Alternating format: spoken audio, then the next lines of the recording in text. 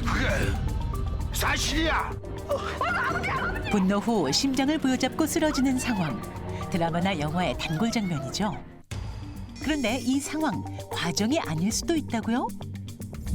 분노가 심장을 망가뜨릴 수 있다는 연구 결과가 등장한 건데요. 보통 고혈압, 당뇨병과 같은 만성질환이나 흡연 등이 주요 위험인자로 꼽히는 심장질환. 정말 버럭 화내는 행동만으로 심장에 영향을 줄 수 있을까요? 분노가 심장을 망가뜨린다. 지금 스튜디오에서 팩트체크 해봅니다. 네, 첫 번째 팩트 체크입니다. 분노가 심장 망가뜨린다. 과연 OX일지 단도직입적으로 바로 여쭙겠습니다. 어떤가요, 교수님? 오. 네. 분노는 인간관계만 망가뜨리는 게 아니고요. 내 심장도 망가뜨려요. 네. 이게 저한테 다니시는 어떤 어른이 따님이 뭐 안 좋은 일을 당했는데 와가지고 저한테 하시는 말씀이 내 심장이 찢어지는 것처럼 아파요라고 얘기를 하시더라고요. 이렇게 우리 감정은 여러 가지 신경 호르몬을 통해서 심장 혈관 수축과 이완에 영향을 미치거든요. 근데 분노는 교감신경을 활성화해서 아드레날린을 확 증가시키고 숨 차고 가슴 벌렁벌렁. 네. 그래서 공황장애나 이 과호흡증으로 저희과에 오기도 하는데 그게 이제 도를 지나치면 심근경색이나 부정맥 등까지 발생을 해서 의외로 저희과를 다니다가 심장내과를 가는 분들, 반대로 오는 분들도 무지 많습니다. 왜 이제 한창수 교수님 뵈러 갔다가 이종영 교수님 뵈러 가는 일이 생길 수도 있다는 두 개를 의인이 되셨어요. 진짜. 오를 두 개 들었는데요. 딱 예. 심장 모양이 오를 두 개 들었는데 왜 그러냐면 머리와 심장은 사실은 두 개가 뗄래야 뗄 수 없는 관계고요. 때려야 뗄 수 없는 관계군요. 네, 저희가 예. 외래 올 때 가슴이 아파서 왔다라면 첫 번째 질문이 혹시 최근에 열받는 일이 있으셨어요? 라고 여쭤보거든요. 그만큼 이 분노가 심장 건강에 아주 밀접한 연관이 있고요. 실제로 극심한 스트레스나 뭐 갯돈을 떼어서 막 극심한 분노가 생겼을 때 심장이 상하는 상심증후군이라고 하는 병이 있을 정도고 이런 분들이 마치 진짜 심근경색처럼 응급실에 실려오는 경우가 많은데요. 네. 최근에는 배우자나 특히 반려동물이 사망했다거나 아플 때 극도의 슬픔을 느꼈을 때 생기게 되는데 검사를 해봤을 때 보시면 정상 심장은 약간 깔때기 모양이 예쁜데요. 오른쪽에 상심증후군 심장은 보시면 좁아져 있고 뒤가 볼록하죠. 네. 저게 마치 일본의 오징어 통발 모양이라 그래서 이제 일본어로 타코츠보라고 그래서 스트레스성 심근병증인데 저렇게 되면 이제 심하면 실신하시거나 중환자실에 실려오실 수도 있기 때문에 스트레스 좀 관리 잘 하시는 것이 심장에도 아주 중요할 것 같습니다. 이야, 아니 이게 화나면은 막 그냥 심장이 벌렁벌렁하는 이유가 이게 다 있는 거네요. 아니 그러면 분노하면 뭐 심혈관이 망가지는 건가요? 아니면 심장이 막 쪼그라드나요? 그러니까 아니면 뭐 심박동이 막 덜그럭 막 그러는 건가? 예. 구체적으로 그러니까 분노가 심장 어떻게 망가뜨리는 겁니까? 네, 제가 그래서 동영상을 찾아서 바로 보여드릴 건데 우리가 화를 받으면 성질 내시다가 뒷목을 잡게 되죠. 네. 뒷목 잡으면 드라마에서 많이 일단 혈압이 올라가게 됩니다. 그리고 뇌에서는 염증 물질을 만들어내기 때문에 이런 염증 물질과 혈압이 혈관에 지속적인 손상을 만들게 되고 결국에는 동맥경화, 즉 혈전이나 기름 찌꺼기가 끼게 되게 되고요.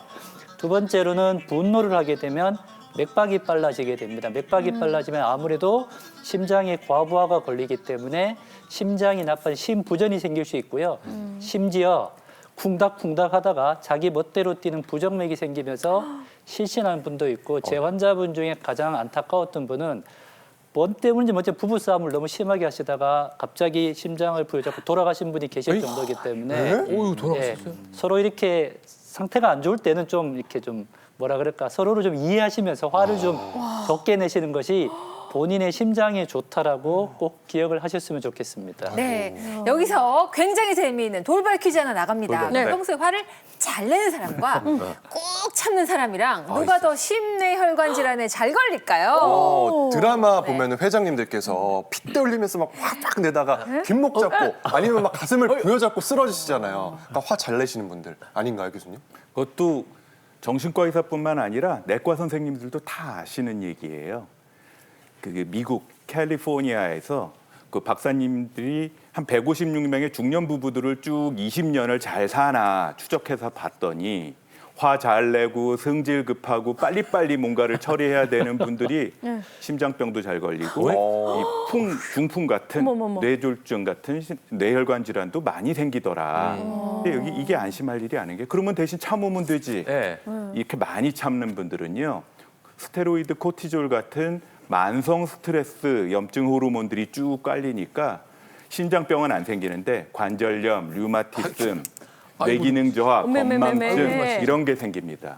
근데 여기서 나온 얘기는 뭐냐 하면 화를 그냥 참는 게 중요한 게 아니라 지금 내가 느끼는 감정이 어떤 건지를 알고 적절하게 흘려보내는 연습을 하는 게 중요하다는 뜻이에요. 네. 그래서 뭐 저희가 좀 해결책을 좀 찾아보려고 고민했어요. 네. 그래서 지금 4가지 유형을 좀 준비해 놓고 있는데 이게 이제 분노 유형별로 우리가 건강하게 해소하는 방법, 화를 네. 해소하는 방법을 좀 알아보려고 합니다.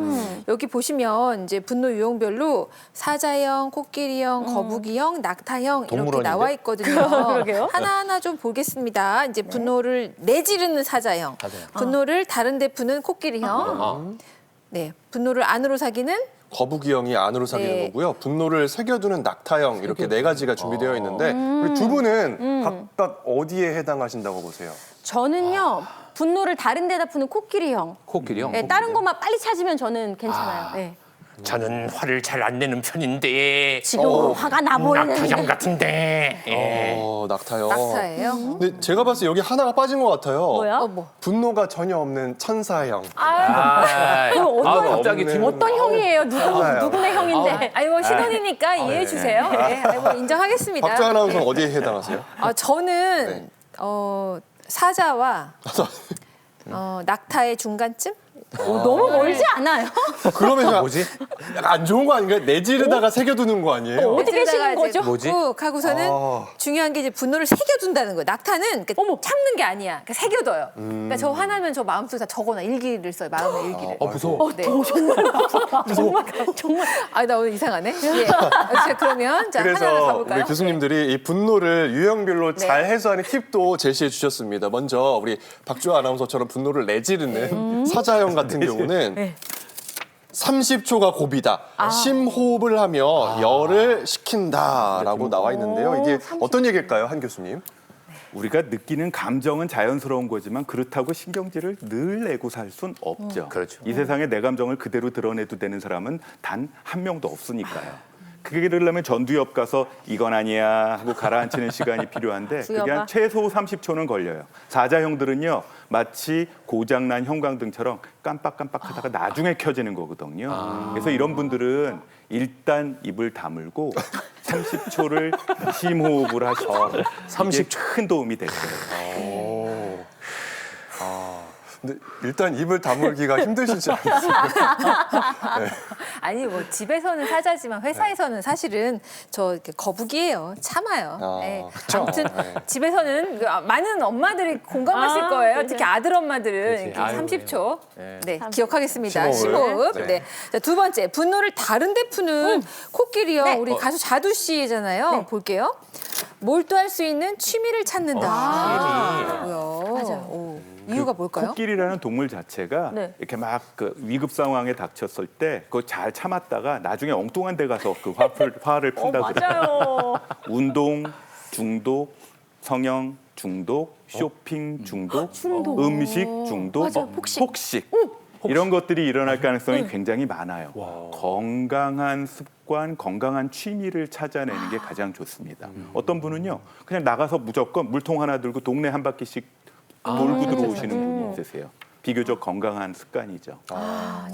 자, 계속해서 세 번째입니다. 분노를 안으로 사귀는 거북이형이신 분들, 이런 분들께는 이 팁을 드릴게요. 살다 보니 별꼴을 다 본다. 이건 또 무슨 얘기일까요? 아까 보니까 화가 전혀 없다는 분도 한 분 계신데 사실 정상적인 인간은 화가 없을 수 없죠. 대개 그런 형은 천사형이 아니라 바보형일 가능성이 굉장히 많습니다. 근데 화가 나는데 무조건 참으면 그건 거북이형이죠. 그냥 놔두면 화병이 생기거나 심장병이 생길 수밖에 없어요. 이런 분들은요. 옛날에 요임금 시대가 그 전설상의 요임금이 딱 백성을 다스리다가 어느 순간 그랬답니다. 야, 내가 오래 살다 보니까 별일이 다 있구나. 그러면서 여러 가지 스트레스를 흘려보내면서 사는 지혜를 알려줬다고 해요. 그러니까 할머니들, 우리 어르신들 중에 되게 평화롭게 사시는 분 중에 그런 인간 만나면 어떡해요? 그러면 그냥 세상에 별놈 다 있다 생각하고 지나가지 뭐. 맞아, 그렇게. 아, 이런 일도 있구나. 사실 알고 보면 그거 며칠 후에 보면 별 큰일 없이 지나가 버리는 경우 되게 많거든요. 세상에 참 별놈 다 있죠. 진짜 아주 그냥 해야겠어요.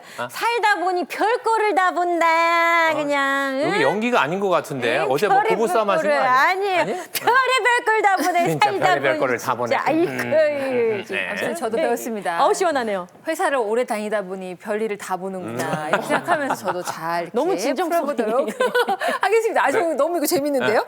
자, 저 약간 낙타도 약간 있어요. 기질이 나도 분노를 낙타야. 이제 새겨두는 거예요. 무서워요. 풀리진 않고 마음에 잘 보자. 적어놓고 이런 분들 어떻게 하면 좋냐면요. 네. 그날 화는 그날 푼다. 밀리지 말란 그렇구나. 얘기예요. 어떻게 풀어요 이거를 근데? 대부분의 사람들은 착하고 화 잘 못 내죠. 못 내니까 내죠. 네. 그냥 마음 한 구석에 내가 할 수 있는 일이라는 거는 내 마음속에 일기장 살짝 열어서 거기 살생부에다 이름 적고 지나가는 거예요. 살생부요? 근데 그게 살생부에 적어놓고 그냥 꾹꾹 눌러만 두면 뭐 데스 내 노트 몸에 하시네. 만성 염증 스트레스 호르몬으로 쌓여나갈 수밖에 없거든요. 네. 기억력이 낙타가 워낙에 좋다 보니까 우리가 나는 착하니까 뒤끝이라도 있어야 돼라고 생각하고 사는 분들 되게 많거든요. 저도 그래요, 사실은. 근데 그 살생부를 가끔 가다가 한 번씩 펴보면 이제는 잊혀진 인간들 많아요. 그래, 맞아. 가끔 정리를 좀 해버리시면 네. 흘려보내면 훨씬 도움이 될 겁니다. 저 이거 등에 혹 있는 거 보여요? 낙타잖아. 아이고, 저는 목숨 기고 살아. 날개가 있는 줄 알았는데 이게 날개가 아니라 혹이었나요? 네.